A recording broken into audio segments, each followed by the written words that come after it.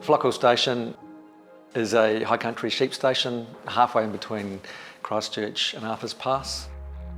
The homestead itself sits on a little plateau above the farm and overlooks Lake Pearson in the distance, and sits in a very symmetrical viewpoint to Sugarloaf and Mount Black.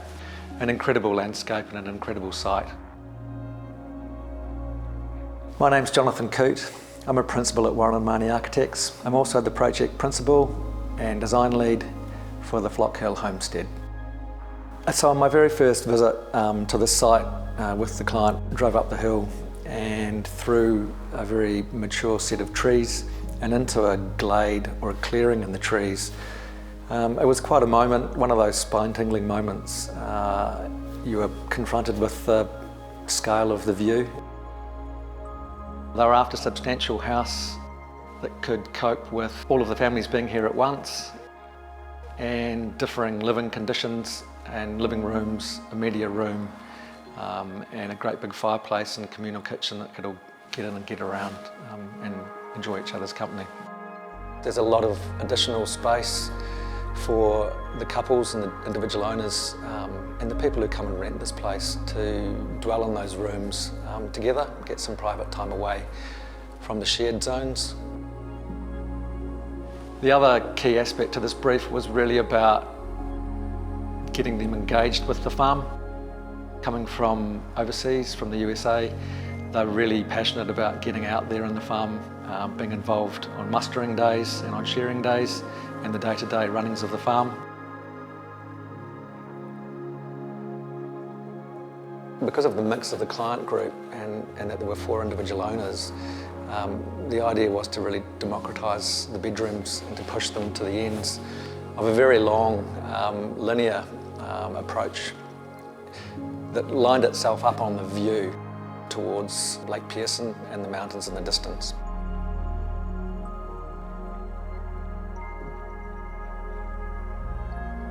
One of the things that's wonderful about this place is you get a huge sense of being protected from a very harsh environment.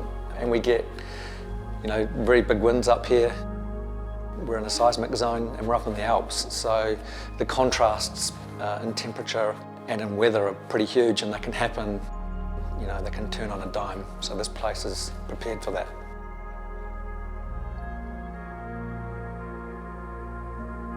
We believe that this area has been inhabited for hundreds, possibly thousands of years by Māori, and we know that there's traces of life and of habitation up in the Flockhill region, particularly up in the big limestone rock formations. The temperature gradients are huge. We can go from 30 degrees to sort of 0 pretty quickly here. But to actually meet the architectural expectations and the concept, which was to really get this very simple layered up lattice-like roof right down to sort of 30 millimetres thick at its outside edge. A lot of work done with our structural engineers and our building scientists, and a lot of work done internally at Warren and Mahoney with our technical team laying the building out to the smallest batten module. We've utilised New Zealand native timbers, southern beech extensively and exclusively throughout. A very, very pulled back palette, and we really want to let the furnishings and the experience of the building be about the view and about all of the extra things that we place in here that are made from the South Island. The pool really just sits out on the edge of the property, sort of hovering on the edge of at the top of the cliff. When you're swimming out there, I guess you feel like you're sort of hovering out in space. In winter, the idea that this place can be used as a base to access all that wonderful skiing terrain is really strong. In summer, we've got kayaking, fly fishing, mountain biking trails that are pretty exceptional through this farm.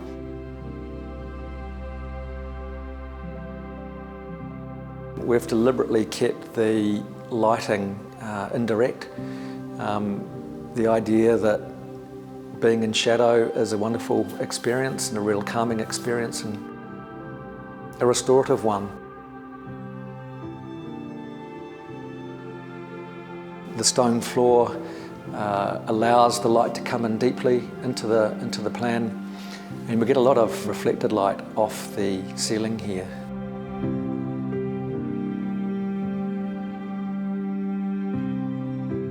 Our engineers and our team work together, really symbiotically to get a response that we know will stand the test of time.